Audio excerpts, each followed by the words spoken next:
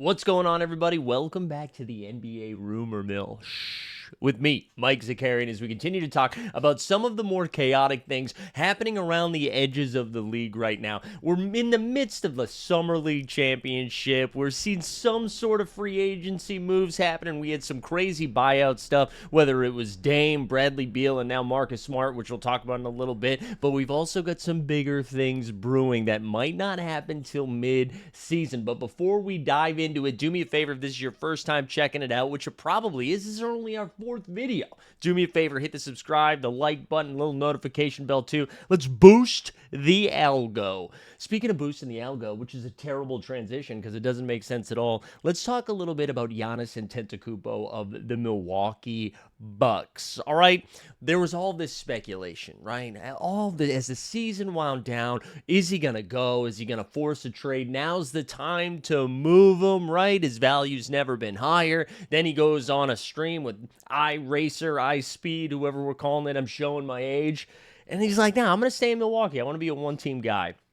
And what if that is not true? And I only bring that up because we know that Giannis wants to win again. He's even said in the past, right, that if I'm not competing for championships, I can't be here. And now you look at the rest of the Eastern Conference, you look at the Milwaukee Bucks, and the reason this has come to mind today, as we saw Bradley Beal choose to leave Phoenix, obviously, and then go play as like a third, fourth banana for the Los Angeles Clippers, instead of going to the Milwaukee Bucks, where would have made a ton of sense for him to lead the backcourt on a team in the Eastern Conference that has a pretty decent chance, if they're able to beef up a little bit, to make some moves in the East, right?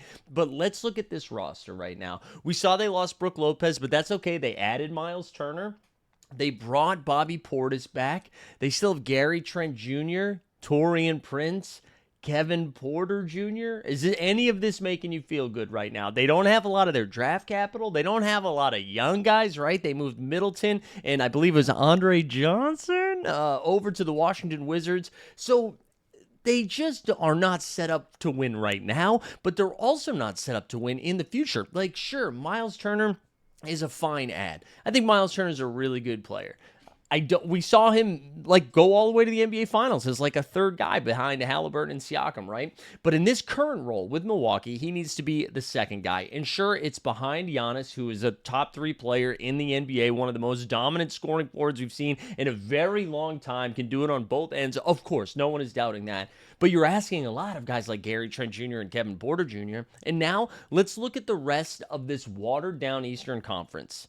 And let's also keep in mind, while we do that, Milwaukee doesn't have any moves. It's not like they have any other pieces they can trade to bring in more money. They're also paying Damian Lillard $22 million a year, roughly, for the next 5 years, even though Dame's not even on their team.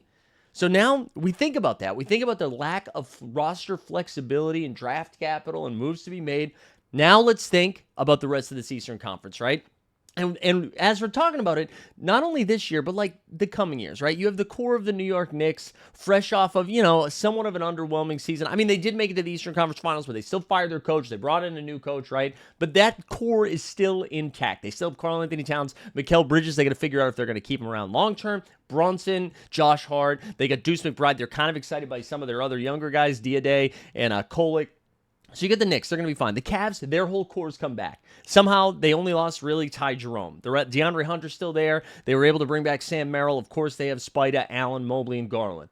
And like a lot of those guys just entering their prime as well. So that's your top 2. The Celtics are taking a step back this year, of course, with no Tatum. But Tatum is due to come back. They still have Jaylen Brown, Derek White. That core is still going to be there. And honestly, you could look at that current Celtics roster without Tatum and say, hey, they probably finished close to where the Milwaukee Bucks are. You have the Orlando Magic, who just kind of threw everything against the wall. They traded 455 first-round picks to go get Desmond Bane to pair up with Paolo Banchero, whose extension has yet to kick in, Franz Wagner, Mo Wagner, Wendell Carter Jr. They still have Anthony Black and Tristan Da Silva and Jonathan Isaac.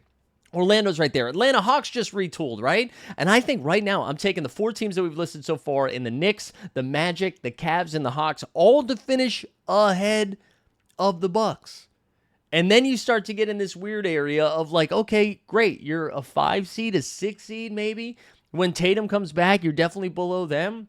And so I wonder, If Milwaukee gets off to a sluggish start in a watered-down Eastern Conference, do the rumors that we were just hearing a month ago that weren't really put to bed, but were kind of put to bed, do those start ramping up again? And it makes me wonder, makes me think of all the Houston Rockets moves they made, right? The Rockets are like, hey, we're going to pick up 3 centers, all right? We got Sengun. We're gonna re-sign Steven Adams. Let's go get Clint Capella. Why not? Dorian Finney-Smith, come on over. KD, come on over. And they still have those young assets. They've got the Reed Shepherd, Amon Thompson, Tyree Eason. They've got all the picks from the Phoenix Suns. So if the Bucks, say, are like 6 games under 500, 2 months into the season, do we start seeing the rumors kick up? Giannis to Houston. Giannis to New York. Maybe New York gets off to an underwhelming start as well. And they're like, we're probably not going to pay Mikal Bridges. So though it does feel like the Giannis rumors have slowed down, I expect to see them pick back up, unless they overachieve. But forgive me for not putting all of the faith in Kevin Porter Jr. and Gary Trent Jr. and Taurean Prince and in Doc Rivers. Okay? You know who I am putting my faith in, though? Luka Magic, the green juice that he's been drinking this offseason. He's over in Eastern Europe. He's on the treadmill. He's on the elliptical, maybe doing some rowing as well. He looks fit. He looks like he's got a better wardrobe. LA's already rubbing off on him. But here's the thing. The reporting from Dan Wilkie of The Athletic, formerly of Yahoo, but now at The Athletic, was saying one of the things that the Lakers are excited about, because we kind of mentioned this in a previous video, that it's weird there hasn't been a lot of extension talks. And I know that Luka officially can't sign his extension until next season anyways, but there hasn't even been rumblings around it. And we mentioned that Dorian Finney-Smith, who just landed with the Houston Rockets, was boys with Luka, comes over to LA.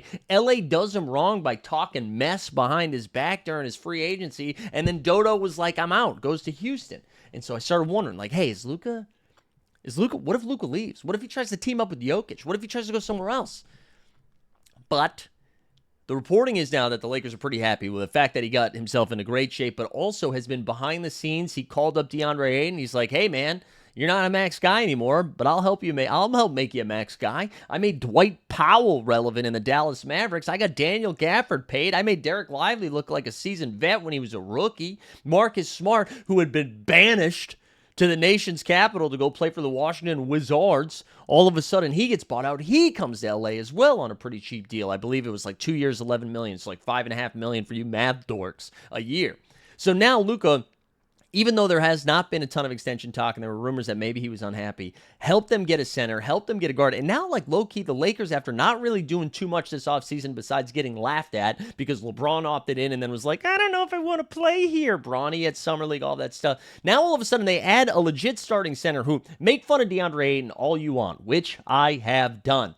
Never forget sleeping on an air mattress for the first 2 months in Portland, or not being able to get out of his driveway because it was too icy and he missed the game. Never forget. But he's no longer a max guy. He's only making like $8 million a year, and that is an immediate improvisation. That's not the right word. An immediate upgrade from Jackson Hayes, who shouldn't be playing basketball because he's not good, and he also shouldn't be playing basketball because Google Jackson Hayes.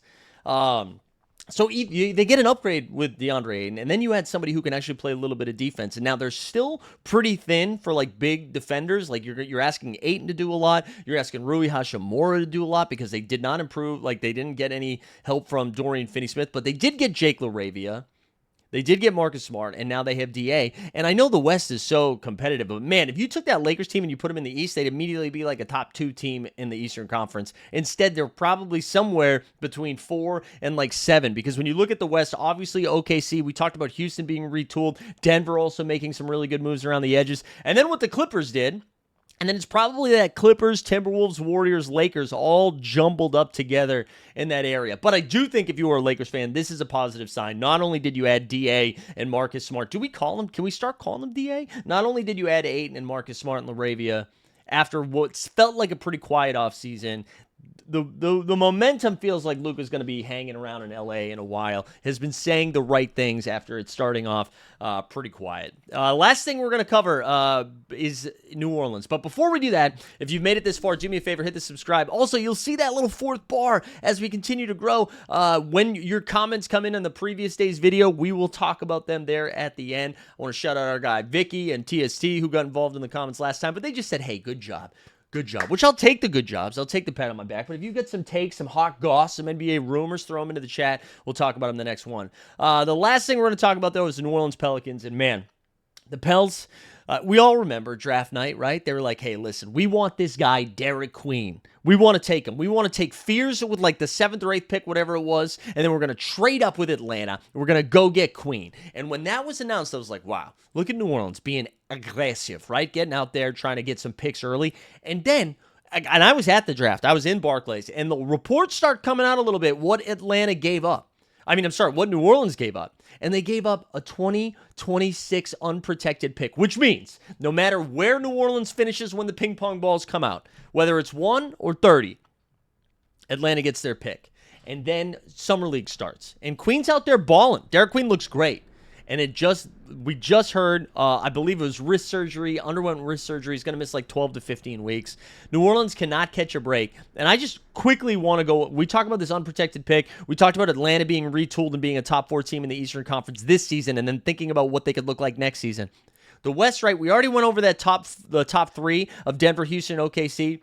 And then I mentioned both teams in LA, Minnesota, Golden State, San Antonio. All of a sudden, they look a little bit beefier with their number 2 overall pick, Dylan Harper. They get Fox back. Wemby's back from injury. Spurs are going to be feisty. You still have the corpse of the Kings. We have no idea what we're going to have for the Memphis Grizzlies without Desmond Bane just running a lot of pick and roll with John Morant, Zach Edey, and Jaren Jackson Jr., right? And I'm sure I'm forgetting some other team. Portland, who decided they want to try to win right now by going to get Drew Holiday. They've got the Chinese Jokic, who looks incredible, Yang-san, right? So I don't know. All I'm saying is there is a real chance that this Pelicans pick is a top 5 pick next season. And Atlanta, who is already going to most likely be at least in the second round of the NBA playoffs in the Eastern Conference side of things, then gets to turn around, go into the next season with the same core. Basically, well, they have to decide what they want to do with Trae Young's future.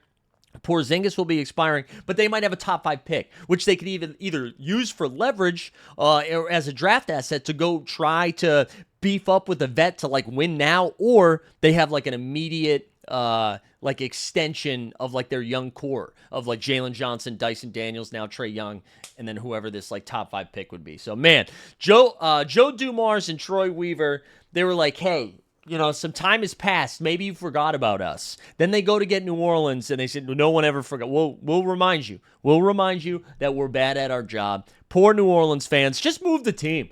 You know, I'm sorry, New Orleans, but you don't deserve this pain, man. You don't deserve this pain. You already have yourself rooting for, like, Alvin Kamara, and I don't even know who your quarterback is now, and we're saying, hey, watch this Pelicans team. Good Lord. Appreciate everybody tuning in today. Hope you enjoyed the content. Hit the sub on the way out. We'll see you tomorrow.